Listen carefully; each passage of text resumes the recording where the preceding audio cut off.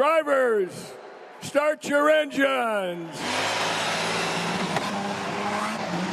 May in Indianapolis. A timeless tradition that uniquely links Indiana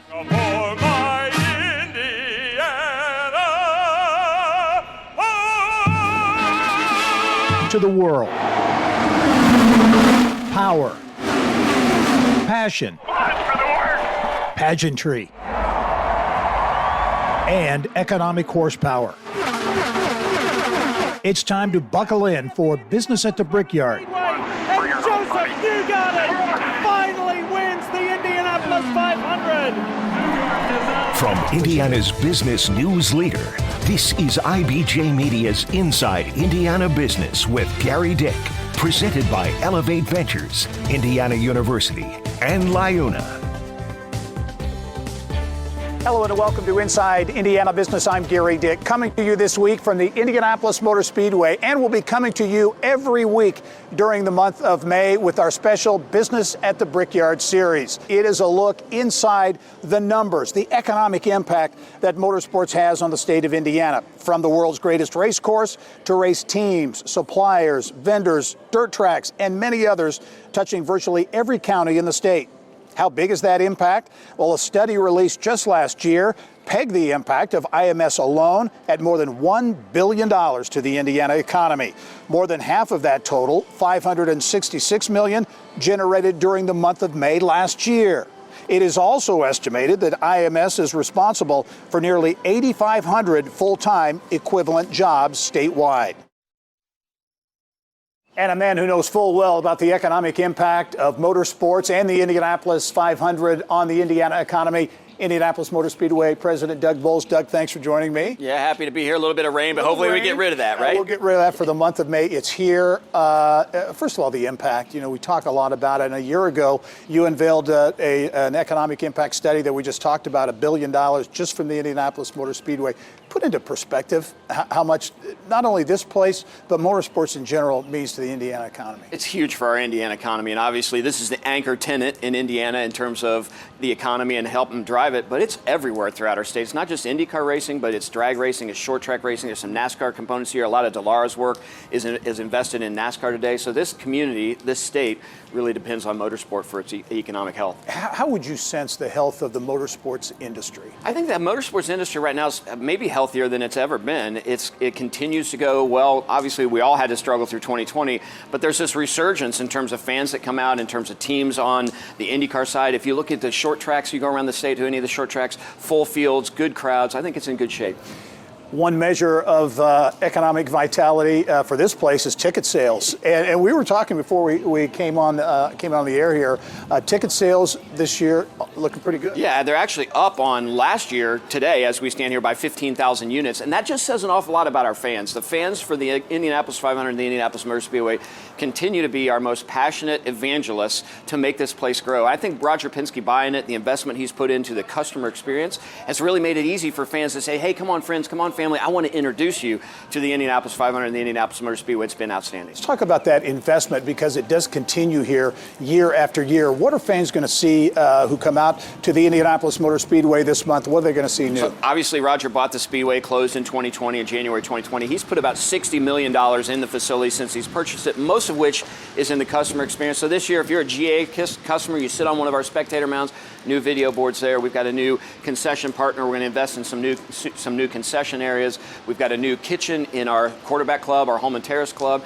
That's something that Roger's really allowed us to do. And then just all the little things that make the customer experience better. What is key in your view, Doug, the ultra competitive environment that you're in terms of being successful in this competitive marketplace? Just listening to our fans and making adjustments that make the fan experience better every year. That's really what it has to be. And the fans have to know we're listening to them. We want them to have a great experience. And when there are challenges, we want them to let us know. We had some traffic challenges last year. We worked with local police and the state police. I think our traffic's going to be much better this year. Got to remember, though, you put 330,000 people in one venue at the same time and then have them leave at the same time, you're always going to have a little bit of a traffic delay. Yeah. All right. Doug Bowles, the president of the Indianapolis Motor Speedway. Always great to see you, Doug. And we're going to have you back a little bit later in the show to talk about technology, innovation, such an important part of the Indianapolis Motor Speedway, including driverless cars, how autonomous vehicles and autonomous race could be part of the future here at the Indianapolis Motor Speedway. That's a little bit later in the show. We build Indiana. The Laborers International Union of North America are men and women building roads and bridges to get Hoosiers where they're going today and a new energy infrastructure that will keep Indiana competitive tomorrow. LIUNA's over 12,000 statewide members also grow local economies, earning good union wages, shopping where they live and work, and paying taxes. We build Indiana for good jobs and stronger communities. The Laborers International Union of North America. We are LIUNA. Welcome back to the Indianapolis Motor Speedway, where horsepower comes in the form of high-powered engines. But just across the Ohio River in southern Indiana, this weekend, horsepower on four legs, the 150th running of the Kentucky Derby. How long would it take an IndyCar traveling at 220 miles per hour to get to Churchill Downs? About a half an hour. We were just a stone's throw away from Churchill Downs this week in southeast Indiana, a part of the state that is undergoing a bit of a transformation. We were there for the second edition of our Engage Indiana series, which took place on the campus of IU Southeast. After decades of quietly living in the shadow of the Louisville skyline, southeast Indiana is coming of age. A region once known for barge building is now busy building a brand in the new economy. 10 years ago, we would say southern Indiana made everything from biscuits to barges. And by 2018, we were no longer making biscuits or barges. So we were trying to find new words, and we were making everything from bolts to bourbon. And that still exists, but now we're going to have to find that information technology words that start with B to keep that tradition going. Facebook parent Meta's decision to locate an $800 million data center campus in Jeffersonville's River Ridge Commerce Center is part of a changing economic landscape here that includes plans by Canadian Solar for an $800 million production facility. And Cheesecake Factory, picking southeast Indiana for a $74 million bakery and distribution center. Well, with the changing economy come challenges and opportunities, talent attraction and retention, workforce, education, quality of life, all top of mind issues for regional leaders who assembled for our second Engage Indiana event at IU Southeast. The biggest thing we're facing right now are offering the quality of life services that for talent attraction and retention, to get people to come to want to live there, stay there. And we're ahead of that. Our housing's through the roof. We have a great diversity of housing coming along, support those businesses, provide the labor they need. But we've got to stay ahead of it. The equation really is about creating pathways for today's learners, because we also know that many of our high school partners are offering dual credit. So we have to ensure that those credits that they're earning as high school students continue to apply at Ivy Tech, here at IU Southeast, but also at Hanover. And I can tell you that we're working on some pretty exciting partnerships that we'll be announcing coming up between and among the higher ed entities. What we want to do is expand offerings. As neighboring Louisville prepares for its busiest tourism season ever, fueled by the 150th running of the Kentucky Derby and the PGA Championship at Valhalla Golf Club, Southeast Indiana is looking to cash in. Major infrastructure improvements and quality of life projects have already made New Albany a dining and entertainment destination in the region. Longer term, ambitious plans have been unveiled for the former Jeff Boat manufacturing site along the Ohio River in Jeffersonville, all viewed as building blocks for growing population in the region. This is a great place to live, and it's a great place to raise a family, and people who have moved to southern Indiana to join our company have remarked that they've liked it even better than they did when they first came. And I think that's a real testimony to the quality of life that we have here, but we've got more work to do. And thanks to everyone in Southeast Indiana for hosting us for what was really a great event. Let's send it back to the studio now and Mary Rachel Redmond, who has all of the business headlines from around the state. Mary Rachel. Here's what's making news around Indiana. Brought to you by the Indiana Association of Realtors. Indiana's 21,000 realtors. The neighbors you know, the experts you can count on. We begin with positive signs for Eli Lilly. Lilly reporting strong demand for diabetes drug Mounjaro and weight loss drug Zepbound, helping to push first quarter profits to a whopping 67%. Lilly posting a nearly $2.5 billion profit based on sales of those two drugs between January and March. Zepbound, which launched in November, on pace to become Lilly's next big blockbuster drug. Workers in Gibson County will soon help Toyota produce electric vehicles. The company investing nearly $1.5 billion into its Princeton plant to accommodate the added production. The battery pack assembly line is set to start next year and create around 340 jobs. Well, coming up next, we'll be right back. Time now for our Eye on Education, brought to you by PNC Bank.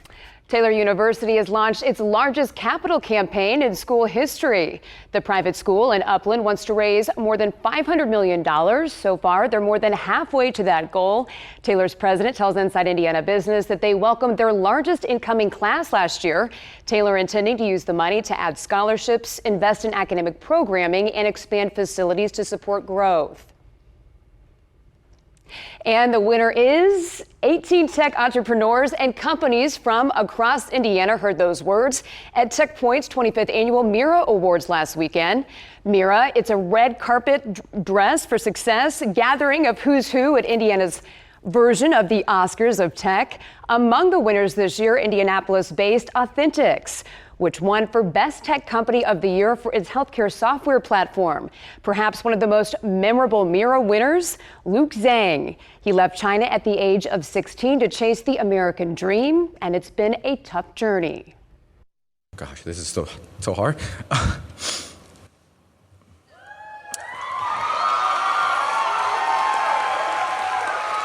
This is why I love Indiana. Hoosiers by choice, baby. Even though I was multiple state and national champion for math science programming, I was disqualified to represent US nor China to compete in the international level due to my residency.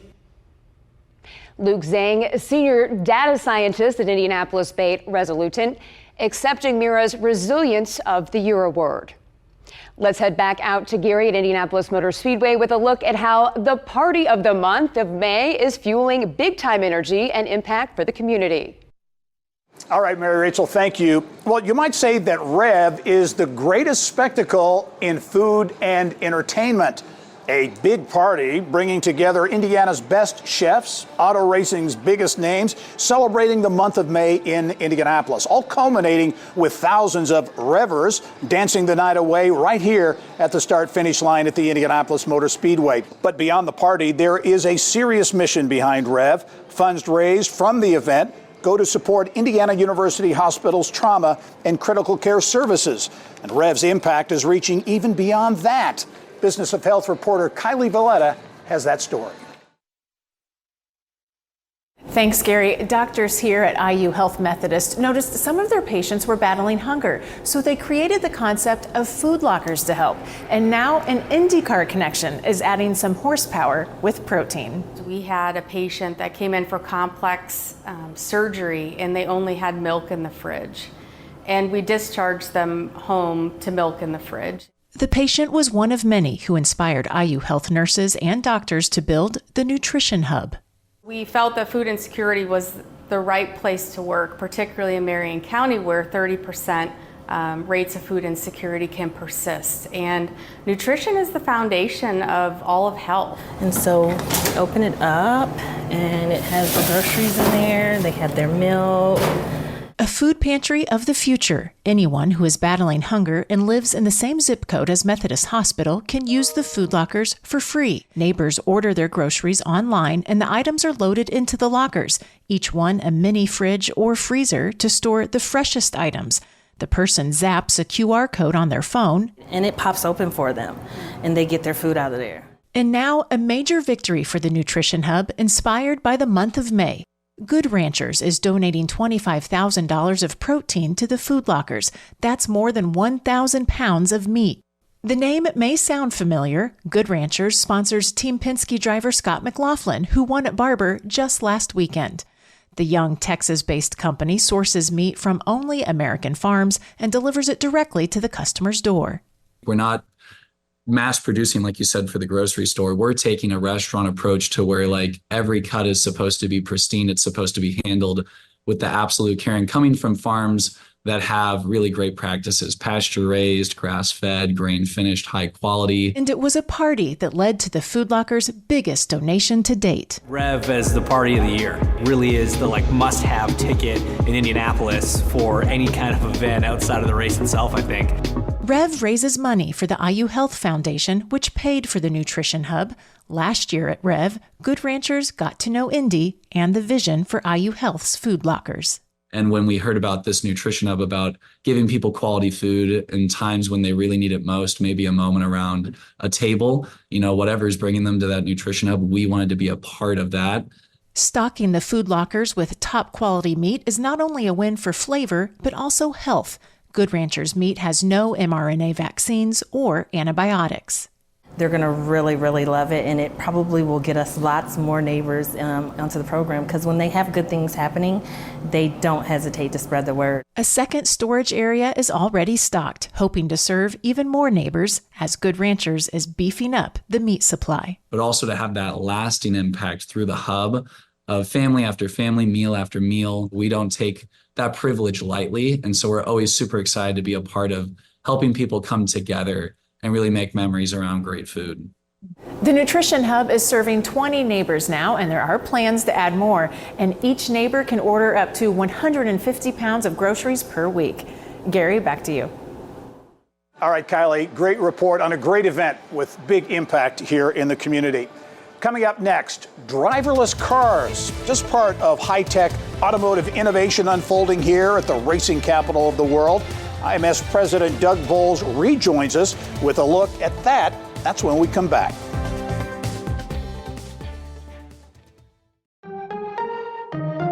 Finding the right healthcare partner for your business isn't easy, but Hancock Wellbeing at Work can help.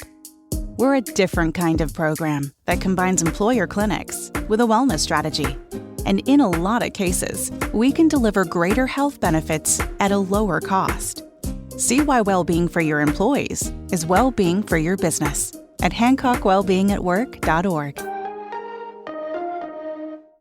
Well, welcome back to the Indianapolis Motor Speedway and our Business at the Brickyard special. This place answers to a number of names. The Brickyard, the world's greatest race course, the racing capital of the world. You could also call it incubator of automotive innovation. Since that first race in 1911, technology and innovation really have been hallmarks of the Indianapolis Motor Speedway. Numerous breakthroughs here have translated into our daily driving experience. The rear view mirror, seat belts, tire technology, front wheel drive, just to name a few of the advancements with links to IMS. And the innovation is not slowing down. In fact, there are indications it is accelerating. Speedway President Doug Bowles rejoins me now with more on that. And Doug, first of all, from a technology standpoint, the car's going to be lighter this year. The car is going to be lighter that runs the Indianapolis 500 because of the hybrid engine or the hybrid unit that's going to be in the IndyCar starting later this summer. There's some components that were lightened, so we'll be about 30 pounds lighter in May, which means the speed should be up. That's good. Technology innovation, as mentioned a moment ago, part of the DNA here at the Indianapolis Motor Speedway, really from the very beginning. Talk about the importance of innovation and that part. That's really part of the IMS brand. It is. Carl Fisher and his partners built this place to test the new technology of the day back in 1909, and that was the automobile. So the fact that we continue to test it, whether it's through mobile devices or some of our cellular partners that are really helping us, or through the Indy Autonomous Challenge, this place is still being used to test new technology. You mentioned the Indy Autonomous Challenge, and that is really forward-looking technology that you're looking at now. They're going to be back at the Indianapolis Motor Speedway again. Talk about this. Driverless cars is crazy, but it's reality. It is, and as the promoter of the Indianapolis 500, I love the fact that there are drivers in our cars. So I think we're a long way from having an Indy 500 this way, but what's going on through the state of Indiana, through the Indy Autonomous Challenge, is we're really trying to showcase what we do here in Indiana. Technology is so important to our economy, and we are a leader, not just in the U.S., but globally, in using the Indy Autonomous Challenge race cars powered by normal racing engines, but the brains of it are computers that university students and high school students do. They come out here and compete, and it really brings the best and brightest engineers here to Indiana and also showcases what we can do in Indiana as a technology state. Talk a little bit about the event itself, because you mentioned it brings the best and brightest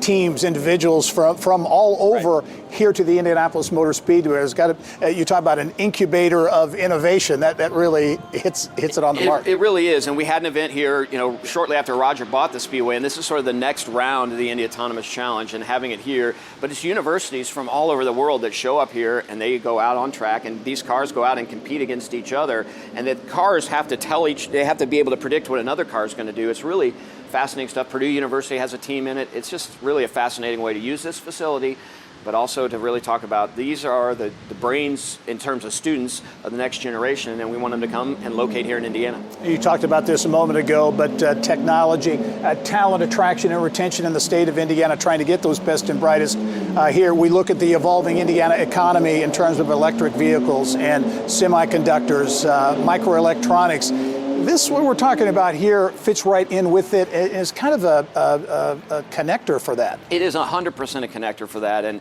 that's really one of the things we've really tried to do here at the Speedway. We're a racetrack, but when we make decisions on events to host here, it's not just how many people can we get in the grandstands, but how is that event helping the greater economy of the state of Indiana, and the Indy Autonomous Challenge certainly does that.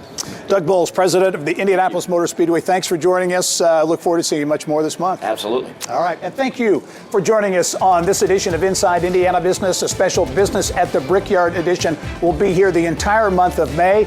That's it for this week. We'll leave you with some images from the world's greatest race course. I'm Gary Dick. Go out and make it a successful week. Thank you for listening to the Inside Indiana Business Television podcast.